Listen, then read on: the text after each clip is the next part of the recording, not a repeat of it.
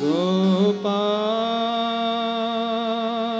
राधे कृष्ण गोविंद गोविंद गोपाल राधे कृष्ण गोविंद गोविंद गोपाल राधे कृष्ण गोविंद गोविंद गोपाल राधे कृष्ण गोविंद गोविंद गोपाल राधे कृष्ण गोविंद गोविंद गोपाल राधे कृष्ण गोविंद गोविंद।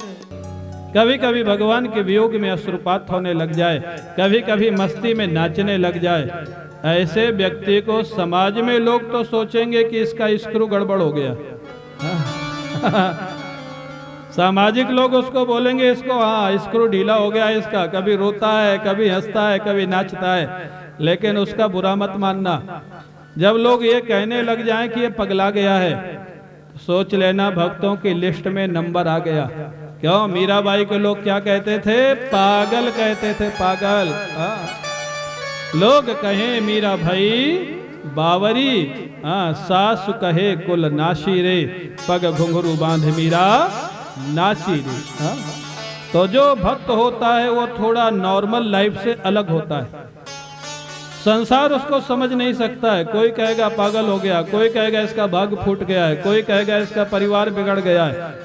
जब ऐसे उपहार आपको मिलने लग जाएं तो नाराज मत होना, सोच लेना भगवान की भक्तों की लिस्ट में हमारा भी नाम आ गया है। हाँ, खुश हो जाना महाराज। उसके बाद हृदय शुद्ध होगा, कोई महात्मा मिलेगा और आपको ज्ञान का उपदेश दे देगा और आपके जीवन का लक्ष्य पूरा हो जाएगा। सुखदेव जी ने परीक्षित को सुनाया, परीक्षित बड़े प्रसन्न हुए और फिर सुखदेव जी से सृष्टि का प्रश्न कर दिए, महाराज ये दुनिया कैसे बनी, दुनिया को भगवान ने कैसे बनाया, कैसे पालन करते, कैसे संहार करते। सुखदेव जी कहते हैं, राजन प्रारंभ में परमात्मा अकेला था।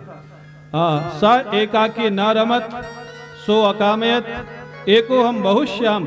अकेले परमात्मा को अच्छा नहीं लगा तो एक से अनेक हो गया।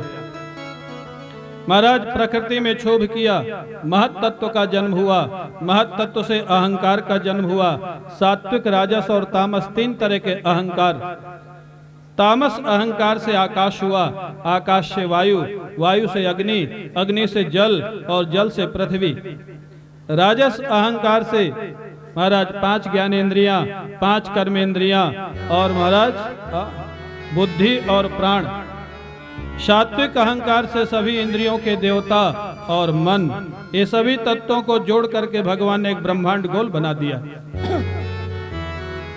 ब्रह्मांड गोल बना करके भगवान उसमें प्रवेश कर गए। उस ब्रह्मांड गोल को तोड़ा और उसके बाद विराट भगवान का प्राकट्य हो गया, जिनके हजारों हाथ थे, हजारों पैर थे, हजारों आंखें थी, हजारों महाराज नाथ थे। सहस्र शीर्षा पुरुष सहस्राक्ष सहस्रपात, बोले विराट भगवान की। विराट भगवान की नाभि से एक कमल का प्राकट्य हुआ। दुनिया कैसे बनी? हमारे ऋषियों के अनुसार, वैज्ञानिक अलग ढंग से मांगते। कमल निकला विराट भगवान की नाभि से और कमल में ब्रह्मा जी का प्राकट्य हुआ। कमल के फूल से ब्रह्मा जी चारों तरफ देखने लग गए, मेरा जन्मदाता कौन है। तो ब्रह्मा जी के 4 मुख हो गए चारों तरफ देखने के कारण। नीचे गए, ऊपर गए, कोई मिला नहीं। आकाशवाणी हुई, अगर जन्मदाता का अनुभव करना है तो तपस्या करो, तपस्या करनी पड़ेगी, साधना करनी पड़ेगी। ब्रह्मा जी को भी अगर भगवान का अनुभव करना है तो साधना करनी पड़ती है। तो हमको आपको अगर अनुभव करना हो तो साधना करनी पड़ेगी कि नहीं? ब्रह्मा जी को अगर साधना करनी पड़ती है तो हमको आपको तो करनी ही पड़ेगी। बिना साधना के भगवान का दर्शन कैसे होगा? अरे बिना परिश्रम के लक्ष्मी जी ही नहीं मिलती तो लक्ष्मी नारायण कहाँ से मिलेंगे? लक्ष्मी जी के पति है ना नारायण। लोग लक्ष्मी जी के लिए तो जीवन लगा देते हैं और नारायण के लिए, नारायण के लिए 10 मिनट दे दिया, 15 मिनट दे दिया तो बस काम हो गया। सोचते हैं नारायण तो सीधे साधे ऐसे ही आ जाएंगे। लक्ष्मी जी जल्दी नहीं आती, पूरा जीवन लगा देते महाराज। साधना किया ब्रह्मा जी ने, साधना पूर्ण हुई, ब्रह्मा जी के सामने ही बैकुंठ लोक प्रकट हुआ और उस बैकुंठ लोक में भगवान नारायण पार्षदों के साथ प्रकट हो जाते हैं। बोलिए भक्तवत्सल भगवान की जय। ब्रह्मा जी ने प्रणाम किया। भगवान ने कहा बड़ी सुंदर बात ब्रह्मा जी से, त्वयाहं तोषितः सम्यग् वेदगर्भ शुश्रूषया चिरं भृतेन तपसा दुस्तोषः कूटयोगिना वरं वरय भद्रं ते वरेशं माभिवाञ्छितं ब्रह्मन् श्रेयः परिश्रामः पुंसो मद्दर्शनावधिः। ब्रह्मा, तुम्हारी साधना से मैं प्रसन्न हूँ, तपस्या से प्रसन्न हूँ, वरदान मांगो, क्या चाहिए आपको? ब्रह्मा जी ने कहा प्रभु आप हमको दुनिया की बनाने के काम में लगा रहे हैं, सृष्टि के काम में, और मेरे को डर लग रहा है कि मैं दुनिया बनाऊंगा तो दुनिया बनाने का अभिमान मेरे को आ जाएगा। हाँ, ये बड़ा कठिन काम, कोई बहुत बड़ा काम करे और अभिमान ना आवे, ये भगवान की कृपा होती है। हाँ, जब ये अनुभव हो जाए करते हो तुम कन्हैया मेरा नाम हो रहा है, हाँ, ये जब अनुभव हो जाए तभी अभिमान से बचेगा महाराज, नहीं बचता नहीं है। हाँ। ब्रह्मा जी ने कहा आप ऐसा ज्ञान दे दो सारी दुनिया बनाने के बाद भी बनाने का अभिमान मेरे को न हुए। यहाँ तो व्यक्ति एक कोठी बना लेता है तो दुनिया भर को दिखाता है मैंने ये किया, मैंने ये किया, यहाँ से आर्किटेक्ट बुलवाया, यहाँ से इंजीनियर बुलवाया, यहाँ से इंटीरियर वाला बुलवाया, ये किया वो किया, और महाराज फूला फूला घूमता है। एक कोठी बना लो। बंबई में एक सेठ ने कोठी बनवाई और हमारे गुरुदेव पूज्य स्वामी श्री अखंडानंद जी को बुलाया, भोजन पे बुलाया, लेकिन उद्देश्य था कोठी दिखाना। बंबई में कोठी होना बड़ी बात है, फ्लैट में रहते लोग, बंगला था।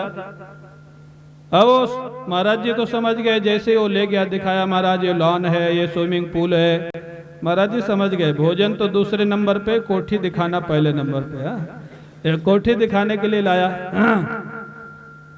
ड्राइंग रूम में ले गया, महाराज ये ड्राइंग रूम है।